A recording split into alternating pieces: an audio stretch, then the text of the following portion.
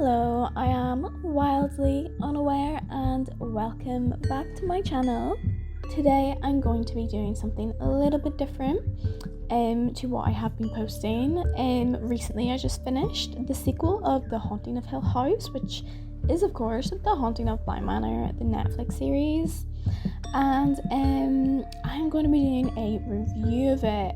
So I just want to point out from the get-go that this is honestly just all my own personal opinion of the show, and if you disagree with any of it, that is totally okay, and I'd actually love to hear your thoughts below. So whether you agree or not, honestly, just leave a comment, let me know what you thought of it, because I'm really intrigued to see what other people thought too. Just going to point out that there is spoilers ahead, so if you haven't finished the series or you plan on starting it, just stop watching here and then come back whenever you have finished. So I am going to start off and say that I really didn't enjoy the season half as much as I enjoyed Haunting of Hill House, and I honestly have quite a few reasons for that. But first I will just say that it was an enjoyable series. I really enjoyed the story. I felt it was a bit all over the place, but I still enjoyed it.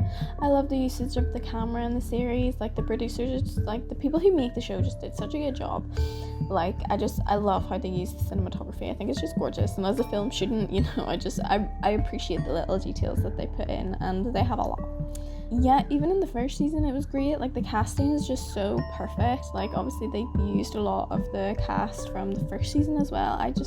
I think that's such an interesting thing to do whenever you have a series, especially like a scary one, But the thing is that I didn't actually find this season as scary as the first. Like, I just thought The Haunting of Hill House was such a scary season. So going into The Haunting of Bly Manor, I expected the same amount of sort of scare factor, and I just didn't get that. Like, I felt that this season was a bit less of like a haunting and more of a psychological thriller, like, just in my opinion. Like, maybe it's because there was a lot more jump scares in the last one. Like, this absolute killer last season, the one in the car, yeah, that was great.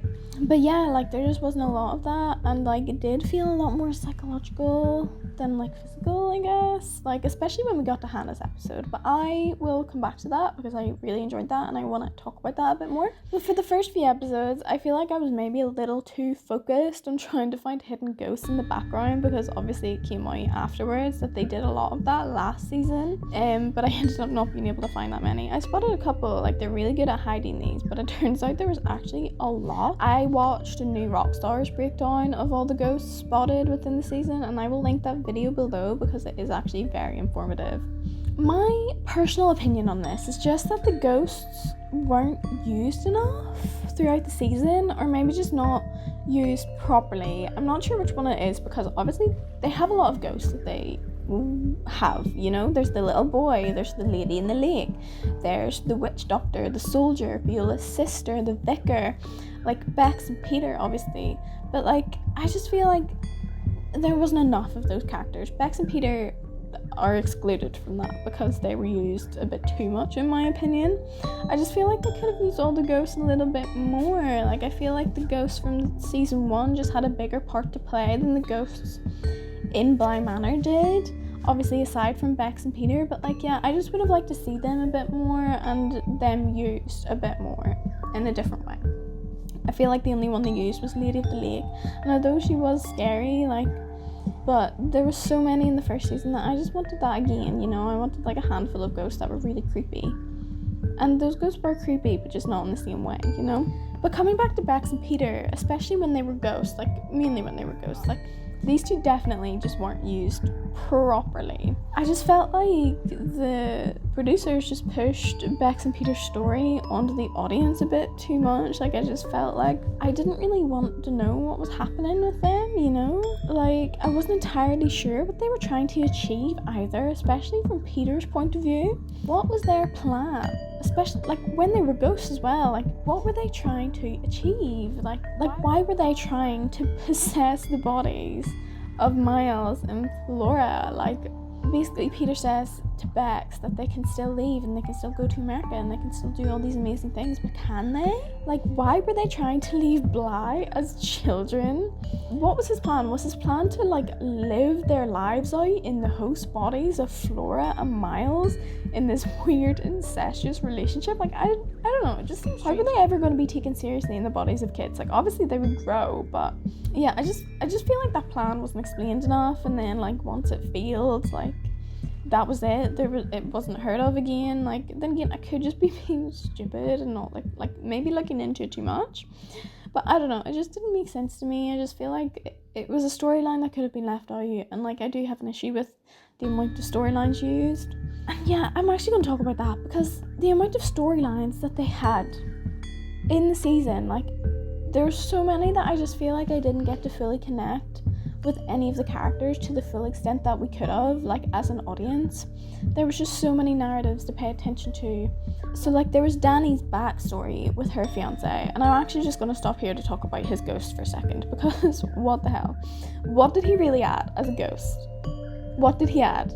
Because to me it didn't add anything to the overall storyline, because literally he just disappeared when she got rid of his glasses, and that whole part didn't make sense to me. So we saw the backstory. He got hit by a lorry after she broke up with him.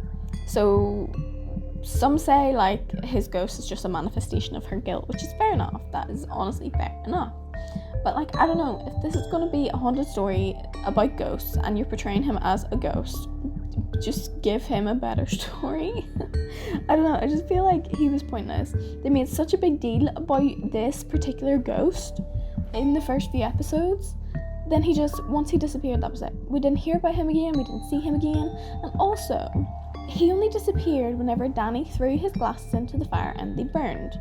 But that just didn't really make sense, because she was seeing his ghost before she was even given his glasses. So how would it make sense that whenever she got rid of the glasses, she would just stop seeing him?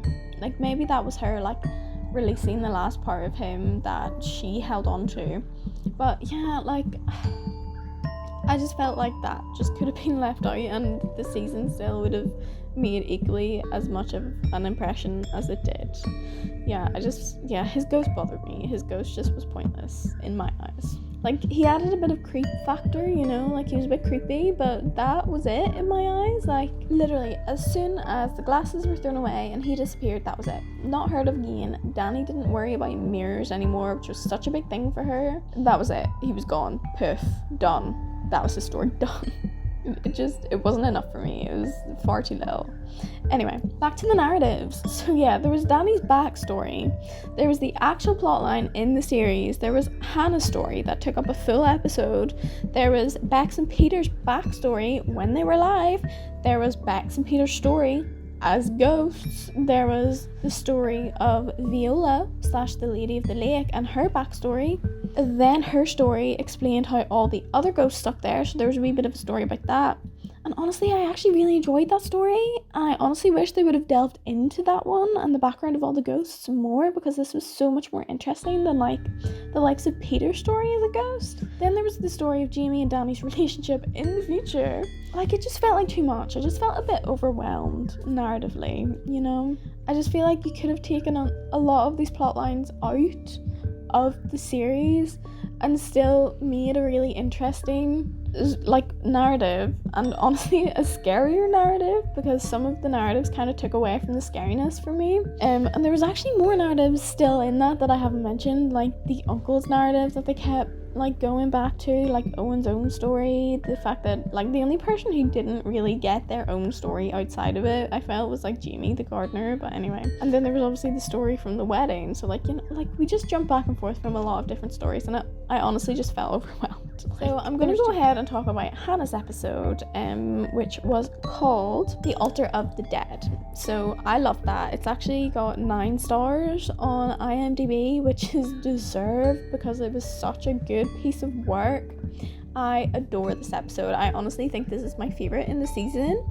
And it was so disorienting, and it was perfect. I, as a viewer, was genuinely disoriented. As my mom and I watched it, we were so confused about what was going on, and that was exactly what the show meant to do, and I loved it. I thought it was great. In the beginning, I actually thought that they were trying to portray that Hannah had dementia, since in the episode before, Owen's mum had just passed because she had the disease and they were talking about it quite a lot. And I thought that that might have been why Owen and Hannah had such a good relationship, because he obviously had to deal with dementia with his mum, so he knew how to keep Hannah grounded in the disease. But that wasn't the case. She didn't have dementia.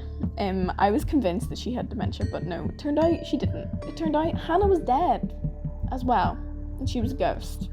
I'm not okay with this. I don't know, like, I just don't know why it makes sense for Hannah to be dead, but just her being a ghost confuses me, because I'm not fully sure about when she died. I'm not fully sure how long of the series she was actually a ghost for and how long she was alive. Like, was she a ghost the whole time? Was she just not alive at all? Was she already a ghost by the time Danny arrived at Bly Manor? Like, if she was a ghost that entire time, how did she change her clothes? You know, she changed clothes all the time, like day to day. Like, Hannah changed clothes and the other ghosts don't. Like, the little boy with the doll face is always in his night dress, the witch doctor is always in his witch doctor clothes, the soldier is always dressed as a soldier. Like, Peter possessing Miles's body just tried to explain that she imagined new clothes, but I don't know, I felt like that was a weak cop-out for an explanation. And just the big thing for me was, when did she die? Like, I know that they showed Miles/Peter pushing her down the well in the woods, but when did this happen in the timeline of the series? Because this was I'm pretty sure this scene was in Hannah's episode, The Altar of the Dead. That was so all over the place that I don't know when in the timeline of the series this actually happened. Like, did this happen before Danny came? Because I assume that's when it happened, but obviously the well at the very bottom is where Hannah originally saw the crack that she kept seeing appear everywhere. So surely that would mean that she was dead the whole time, because she started seeing that crack quite early on. Just all of that confuses me a lot. Hannah's timeline confuses me, and I do wish there was so much more clarity on that, because Hannah was such an interesting character. Her episode was so interesting and so well done that she just, like, you could feel it in your heart, you know, like, those scenes were heart-wrenching, especially, like, how she played it. It was tough. It did get to you. It was quite emotional. Like, I felt emotionally overwhelmed. Like, I really enjoyed that episode. It made you feel a lot, you know, and I appreciated that. I really appreciated that. The actress did so well. The actor who plays Owen as well does so good with his character. Again, I just have to praise the casting. The casting is just so good in this show. Okay, so the ending. I had issues with the ending, which probably isn't surprising.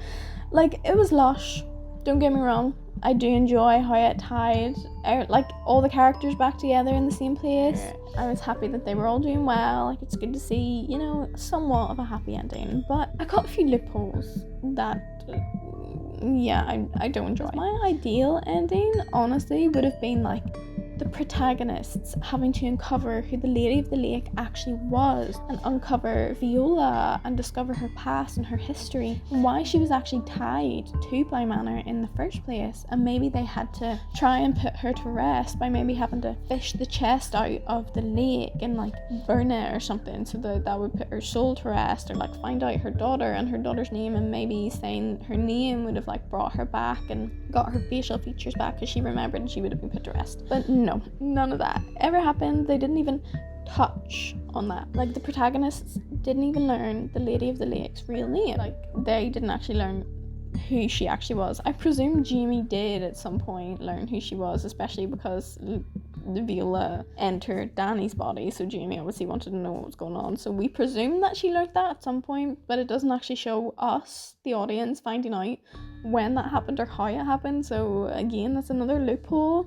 Anyway, in the end, it turns out the narrator who was narrating throughout the season turned out to be Jamie the gardener. I actually got onto this a little bit early, as the actress playing older Jamie added hints of younger Jamie's accent in, and I thought this was a really interesting detail for the actress to make. The actress was, of course, the mother in the first season. She was the mother of the kids in Haunting of Hill House.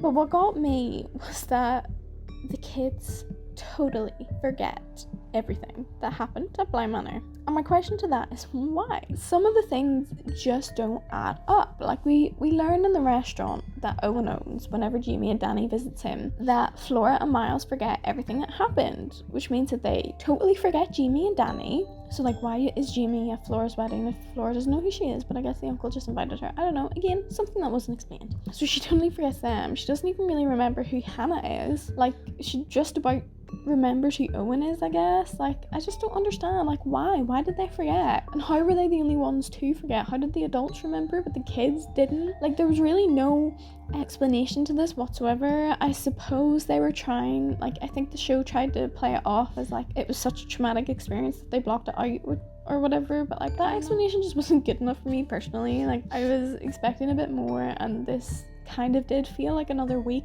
cop out for me. But I don't know, if that's what they wanted to do, that's what they wanted to do. I just didn't think it really added anything else to the story. I thought it would have been more interesting if they remembered, but you know, it is what it is. So whenever Jamie is retelling the story at Flora's wedding for Flora, she keeps Bly Manor's name as Bly Manor. And we know this because an American woman at the end actually says, so if I was to go to England and visit Bly Manor, I would see Lady of the Lake. And she explains that you might, but no one knows when she comes out. And like, Flora goes to Jamie and she says something about she thought Jamie was making up the name for her because her middle name is Flora, and it was never explained that Flora's name had changed, that she changed her first name from Flora to something else and Flora was now her middle name. What's her name now? What the hell? Why was this not explained to the audience? I hate this so much, I really do. Anyway, supposedly she remembers that she used to visit Bly as a child when she was young, like in the summers with her parents. So surely that would have came to mind when Jamie was telling the story too, you know, like, because she didn't change Bly Manor's name. So could she not put two and two together and be like, oh, I used to visit Bly as a child. She's using my middle name, Flora. And like, did Miles change his name or something too? And she just doesn't know that Miles is his middle name? Or did she just forget that her brother's name is Miles and Jamie was telling the story as Flora and Miles? Like, what? Do you know? Like, I just feel like that's a loophole that needed to be addressed, and it annoyed me a lot. But yeah, that's all I have to say about that. And the next thing isn't so much a loophole or anything, but I'm just generally distraught that Jamie, what the hell? She left her hotel door open. I don't care whether she was trying to wait on her, like, the ghost of her wife or what. Like, who does that? It's so dangerous, what the hell? Also, another thing, like, at the end we see Danny's ghost. Her hand is on Jamie's shoulder whenever Jamie is sleeping on the chair, and I don't understand how she isn't trapped in Bly like Viola was. But I guess we just have to accept that she can just travel spiritually to America to visit her wife.